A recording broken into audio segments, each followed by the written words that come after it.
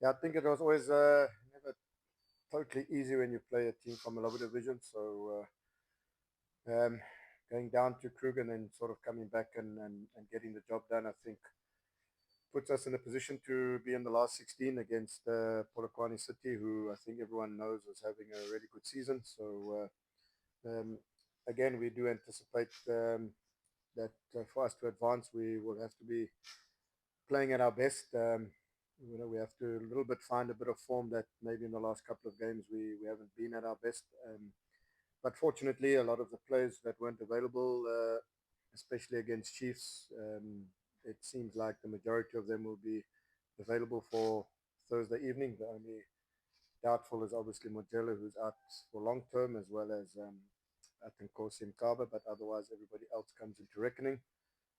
We do have the two suspensions, Sishle and Dooley, as well as Carl Jurgens. But yeah, looking really forward. It's a cup competition. It's always nice to play in these type of competitions, especially in South African football. We 3 games away from another final, starting with Thursday. Important for us to get past, and then we can always take it from there. So having gotten to 2 semi-finals in the last 2 seasons, we would really want to go one further and get into a final, and hopefully from there, actually go and compete and win the trophy. So, yeah, all good. Looking forward to the game on Thursday. Thank you, Coach. We'll take questions. Coach, what do you make of Polokwane City and the performances this year? And do you think that they can carry that into the cup? Yeah, look, I think what Polokwane have done this year, they've been effective at what they do. Um, so especially in a player like Apollos, he's a bit of their talisman.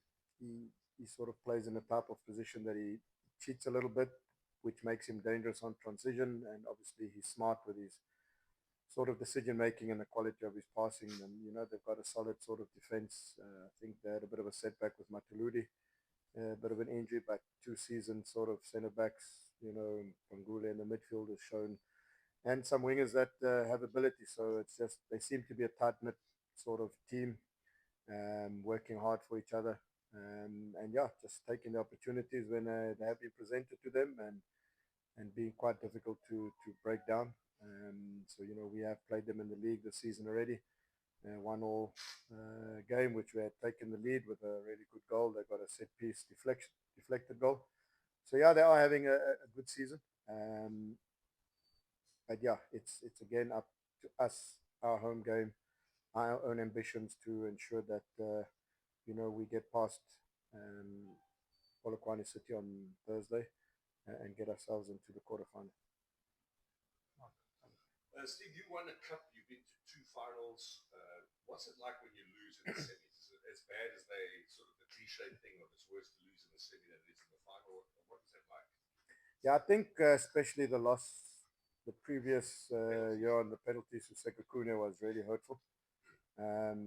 Subsequent to that, in terms of penalties, we obviously tried to sort of find a way that we mustn't lose another penalty shootout. It's obviously always a 50-50, but we've really worked hard on that side and we've subsequently done well in them, but just not making the final due to that. And then again, it was a little bit of a disappointment against Sundowns. I don't know if you recall the game. They should have probably had a red card earlier in the game. Um, they didn't make the substitute, which then ended up winning the game 1-0. But we're a little bit unlucky again not to maybe advance. So I think those sort of memories and that hurt and not making the final, and then when you've tasted a final, just the joy of being in a final.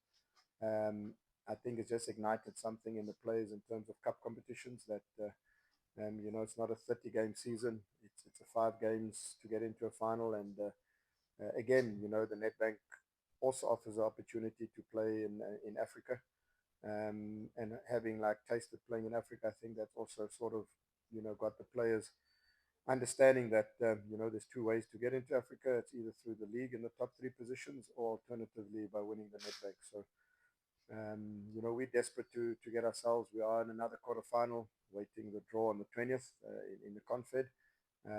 So once we've tasted it and we've been that close, I think we've learned and got a consistency in cup competitions, but also understanding that it just doesn't happen. You've got to work for it. It doesn't get given to you.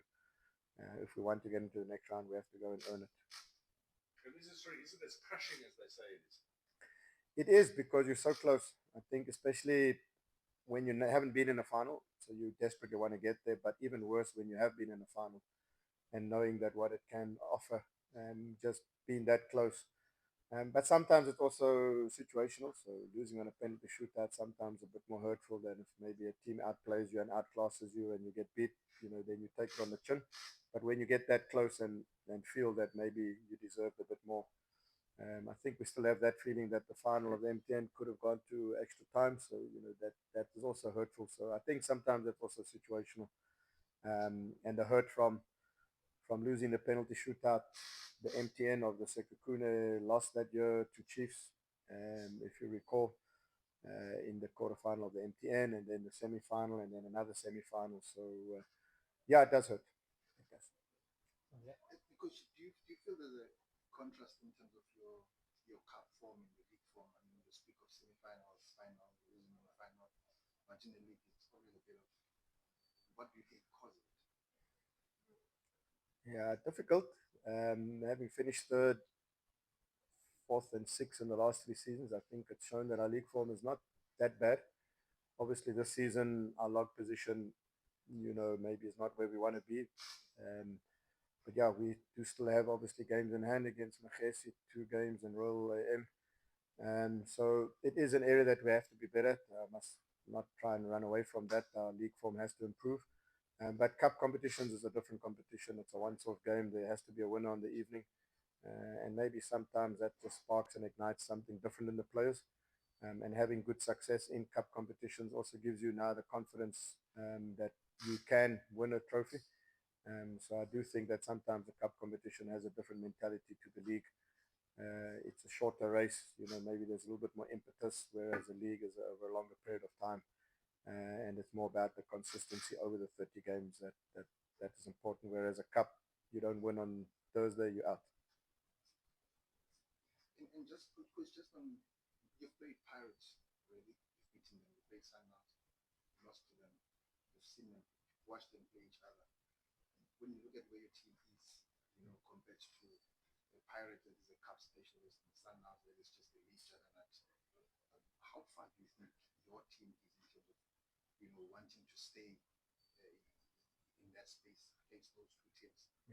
Look, I think everyone, if they're honest with themselves in the league, including ourselves, Pirates and Sundowns have separated themselves a bit from the rest of the league. If you look at just a lot of the continuity they have, so besides having real good quality players, you can see how many players they have in the Bafana squad, and they have settled squads, so they don't lose many players per season. They're rather gaining, so they have sort of shown that they're a little bit above the rest of the league. So again, as I've said in the past, you can't blame them. That's their ambitions, and that's what they need to be doing if they want to continue being successful on the continent, which they're showing to be. It's up to the rest of the league to find the solutions and close the gaps, as opposed to hoping that they come this way. We've got to step up in terms of everything that we do. So we showed last season we were a bit unlucky, maybe not to even finish second. There was a strong possibility. So it's about just us regrouping and just finding the right sort of formula and getting ourselves back to the level that we want to be and can be competing with those teams on a regular basis. So, as you say, we've beaten Sundowns twice, we've beaten Pirates this season, but that's once-off games. I think a 30-game season is more a reflection of sort of true quality and depth of teams. But we're working hard behind the scenes to continue to be as competitive as we can be. Coach, what's wrong with Mtava and how is Mojela progressing? Could he play yet this season? Mkabe is a bit of a thigh sort of strain, which is always a tricky one. So, he actually obviously played in our last match coming on, but he just seems to have a bit of pain playing sort of longer passes. So we just have to be a little bit cautious with him and just maybe be a bit more conservative and allow him to fully recover. We have still got a lot of games to play this season, so that's important. Bradley is upbeat. He says he wants to play in March, but realistically, it's it's a 50-50 whether he gets onto the park this season. If so, it would be late April and maybe in May. But again, once you get to that stage, do you risk it over 3-4 games as opposed to then just rather waiting till next season? But I think where we are in the league and how he's feeling, there's a slim opportunity that he could still play this season. Coach, just on the Siba go, uh, what does he add into the team, and where are you looking to use him mostly? Yeah, look, I think Lesiba is now, he needed to be training and just playing again. He obviously hasn't played a lot of match sort of competition type games. And the last couple of sort of week or so, he was a little bit sidelined at Sundowns in terms of not training regularly with the team. So he needed to just get back up to speed, which he has, is now getting to close to like 100%. We wanted him even before we got him now. We recognize his ability. He's a winger who can score goals. He's a really good final third player. His decision making, his execution, his awareness of space is really of a high level. So, he's shown that he can bring that to us, which I think is a big plus for us. And right now, obviously, he's been playing, a lot of his football out in the wide areas. So he can play anywhere in the front four, either effective on the right, on the left, or even as a 10. So he's versatile, and I'm sure he will play a big role for us in these next 4 months of the season. Coach, on a personal note, just the past 2-3 seasons, have you found yourself enjoying all these new challenges? I mean, where we talk about Stellenbosch as a cup contender now, we talk about you reaching the semi-finals and being disappointed. Top five most seasons and continental competition. I mean, did you picture this 8 years ago? Um, yeah, to answer your initial question, it is a joy. Um, when you are competing on all fronts, I know from the outside it may look like, Stellenbosch, are they going to cope playing in Africa, playing in the league? But, as coaches and as players, you want to be competing against the best players on the continent. We're playing against a team like Bakane, they're 12 points clear in the Moroccan league, which is one of the best leagues in the continent. So when you're playing against those teams, it also gives you a good insight of where we are as a football club, and if we want to be at that level, what needs to be done. And the challenge is, it's nice, to be in cup competitions, to going far. Maybe 4 or 5 years ago, teams would want to draw us in a cup, so we wouldn't mind a Stellenbosch team. But now I think it's changed where, most teams, I would believe, if they draw us or play against us, know that they're going to have to be at their best to beat us. So yeah, it's very enjoyable. It's also rewarding to see a lot of the younger players coming through, establishing themselves and doing really well. And, to see our DDC team once again, top of the log, joint top with Mamelodi Sundowns, to be part of the bigger picture of the club.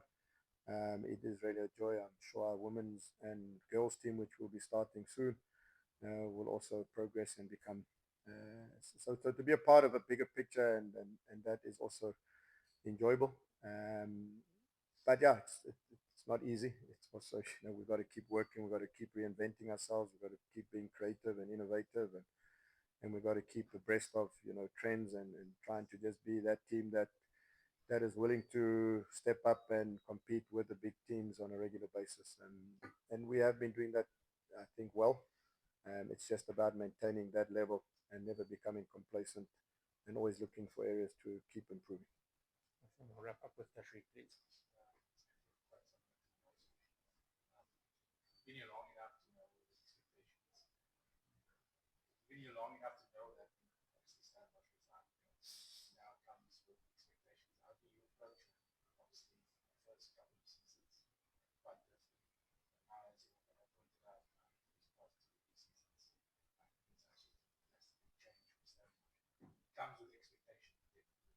I just would like to know coach's approach to that in terms of how to be back then as to how it is now, what the expectation for that weight, and whether it comes from the fans, whether it comes from yourself, whether it comes from CEO of the body, and so forth. How do you tackle those sort of challenges of expectations as now sort of one of the favorites in terms of as compared to the past where you were sort of underdogs?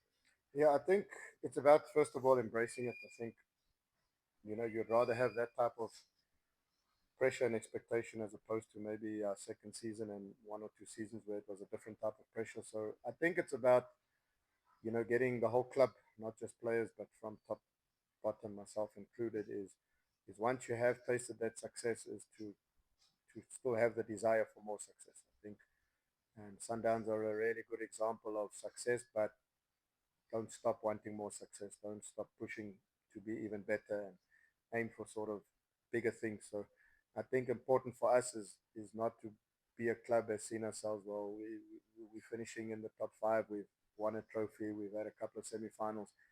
I think it's about making ourselves true to ourselves and saying it's good, but we want more.